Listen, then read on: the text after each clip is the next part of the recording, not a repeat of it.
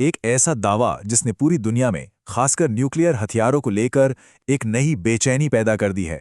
और ये दावा किसी और ने नहीं बल्कि अमेरिका के पूर्व राष्ट्रपति डोनाल्ड ट्रंप ने किया है। तो ये है वो बयान जो इस पूरी पहेली की जड़ है।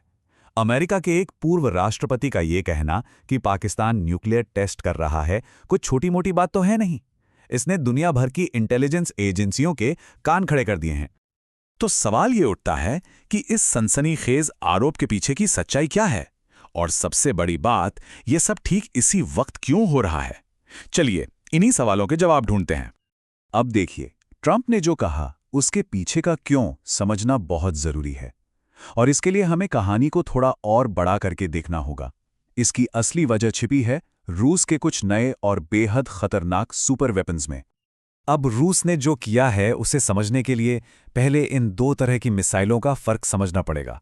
बैलिस्टिक मिसाइलें, सोचिए जैसे किसी ने पत्थर को हवा में बहुत ऊंचा फेंका हो। इसका रास्ता प्रिडिक्टेबल होता है, पता लगाया जा सकता है। दूसरी तरफ है क्रूज मिसाइलें। ये जमीन के पास पास रडार से बचकर उड़ती हैं, लेकिन इनकी एक दिक्कत थी, इनकी रेंज ज्यादा नहीं होती थी। और बस यहीं पर रूस ने पूरा खेल ही पलट दिया। उन्होंने एक ऐसी टेक्नोलॉजी बना ली है जिसका नाम है न्यूक्लियर प्रोपल्शन। इसका सीधा सा मतलब यह है कि मिसाइल के अंदर ही एक छोटा सा न्यूक्लियर रिएक्टर लगा है जो उसे पावर देता है। अब सोचिए इसका नतीजा क्या होगा। एक ऐसी मिसाइल जिसका फ्यूल कभी खत्म ही नहीं होता, वो असीमित दूरी तक जा सकती है और उसे रोकना लगभग नामुमकिन हो जाता है। और रूस ने दुनिया के सामने ऐसे दो हथियार रखे हैं। एक है ब्यूरेविस्निक, ये एक क्रूज मिसाइल है जो कहते हैं कि हफ्तों तक हवा में रह सकती है, हजारों किलोमीटर उड़ सकती है। और दूसरा है पोसाइडन, ये पानी के अंदर चलने वाला एक सुपर टॉर्पीडो है, एक तरह का ड्रोन जो चुपचाप समंदर के नीचे से आकर किसी भी तटीय शहर पर हमला कर सकता है।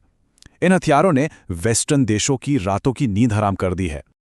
अच्छा, अब इस पूरी कहानी को ठीक से समझने के लिए थोड़ा सा इतिहास में पीछे जाना जरूरी है।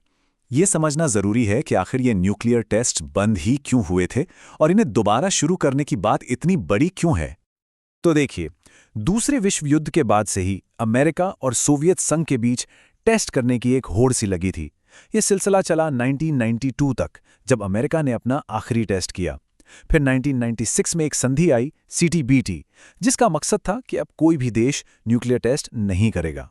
हाँ, भारत ने इस पर साइन नहीं किए और 1998 में पोखरण में अपना सफल परीक्षण किया। और यह होड़ कितनी बड़ी थी, इसका अंदाजा आप इन आंकड़ों से लगा सकते हैं। अमेरिका ने 1000 से ज्यादा 1032 टेस्ट किए, रूस ने 700 से ज्यादा, और इनकी तुलना में भारत ने सिर्फ कुछ ही टेस्ट किए हैं। इससे यह साफ पता चलता है कि उनके पास कितना ज्यादा डेटा और तजुर्बा है। चलिए अब वापस ट्रंप के दावे पर आते हैं और देखते हैं कि वो कौन सी रहस्यमयी घटनाएं हैं जो इस दावे को थोड़ा कह सकते हैं कि वजन देती हैं। हुआ ये कि हाल के कुछ महीनों में पाकिस्तान के पहाड़ी इलाकों में छोटे छोटे भूकंप के झटके महसूस किए गए। अब कहने को तो ये मामूली भूकंप थे, लेकिन कुछ डिफेंस एक्सपर्ट्स का मानना है कि ये शायद प्राकृतिक भूकंप थे ही नहीं, बल्कि ये जमीन के नीचे किए गए छोटे न्यूक्लियर टेस्ट के झटके हो सकते हैं। तो सवाल यह है कि क्या कोई टेस्ट चोरी छिपे किया जा सकता है? बिल्कुल। तरीका सीधा है, किसी सुनसान पहाड़ी इलाके में जमीन के बहुत नीचे एक गहरा गड्ढा खोदा जाता है, उसके अंदर एक छोटा न्यूक्लियर डिवाइस रखकर ब्लास्ट कर दिया जाता है। इससे जो शॉक वेव पैदा होती हैं वो सिस्मोग्राफ पर बिल्कुल एक छोटे मामूली भूकंप जैसी दिखती हैं। पकड़ना बहुत मुश्किल होता है। तो ये जो पूरी दुनिया में चल रहा है, ये अब सीधा भारत की राष्ट्रीय सुरक्षा से जुड़ा एक बड़ा सवाल बन गया है। इस बदलते माहौल में भारत को अब क्या करना चाहिए? तो स्थिति कुछ ऐसी है, एक तरफ ट्रंप और कुछ एनालिस्ट्स का दावा है और दूसरी तरफ है पाकिस्तान, जो साफ साफ इनकार कर रहा है। पाकिस्तान का तो ये भी कहना है कि वो पहले परीक्षण नहीं की पॉलिसी पर कायम है, और अगर भारत कोई टेस्ट करेगा तो जवाब में वो भी करेगा। इसी वजह से एक बहुत ही कंफ्यूजन और अनिश्चितता का माहौल बना हुआ है। और इस पूरी बहस में एक बात याद रखनी बहुत जरूरी है। भारत ने अपना आखिरी न्यूक्लियर टेस्ट किया था 1998 में, यानी 2 दशक से भी ज्यादा का वक्त बीत चुका है। इतने सालों में टेक्नोलॉजी कहां से कहां पहुंच गई है और हथियारों के कितने नए वर्जन्स आ चुके हैं। इसका सीधा मतलब ये निकलता है कि सीटीबीटी यानी वो संधि जो न्यूक्लियर हथियारों की होड़ को रोकने के लिए थी, वो अब अपना असर खोती जा रही है। जब दुनिया की बड़ी बड़ी ताकतें ही चोरी छिपे या खुलेआम नए हथियार बना रही हैं, तो इन पुरानी संधियों का क्या मतलब रह जाता है? तो आखिर में हम इसी सवाल पर आकर रुक जाते हैं।